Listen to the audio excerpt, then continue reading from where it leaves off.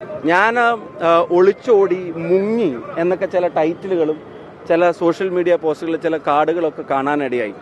പ്രത്യേകിച്ച് ചില വാർത്തകൾ പറഞ്ഞത് ബീഹാറിലേക്ക് മുങ്ങി എന്നുള്ളതാണ്. ബീഹാറിൽ നടക്കുന്ന ഒരു എക്സസൈസിൻ്റെ ഗൗരവം എന്താണെന്ന് ഒട്ടും അറിയാത്ത ആളുകളല്ല കേരളത്തിലെ മാധ്യമ പ്രവർത്തകർ.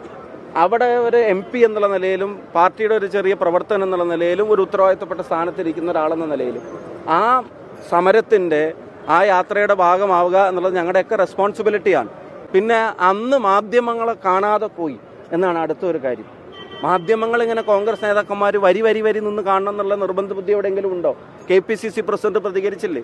അന്ന് ആ വിഷയത്തിൽ എൻ്റെ പ്രസിഡന്റ്, ഞാൻ വർക്കിംഗ് പ്രസിഡന്റ് ആയിരിക്കുന്ന കമ്മിറ്റിയുടെ പ്രസിഡന്റ് തന്നെ മാധ്യമങ്ങളോട് പ്രതികരിച്ചു, പ്രതിപക്ഷ നേതാവ് പ്രതികരിച്ചു, രാഹുൽ ഉൾപ്പെടെയുള്ള ആൾക്കാർ പത്രക്കാരെ കണ്ടു. എല്ലാ കോൺഗ്രസ് നേതാക്കന്മാരും വരി നിന്ന് പത്രസമ്മേളനം നടത്തണം, കാര്യങ്ങൾ പറയുന്ന നിർബന്ധ ബുദ്ധിയോടെ എഴുതി വെച്ചിട്ടുണ്ടോ?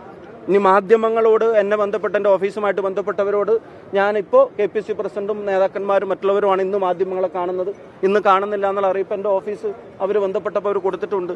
എന്നിട്ടും ഈ മുങ്ങി ഒളിച്ചോടി എന്നൊക്കെ പറഞ്ഞിട്ട് ആരെയാണ് ഒളിച്ചോടേണ്ടത്? ആരെ പേടിച്ചിട്ടാണ് ഒളിച്ചോടേണ്ടത്? മാധ്യമങ്ങളെ പേടിച്ചിട്ടോ?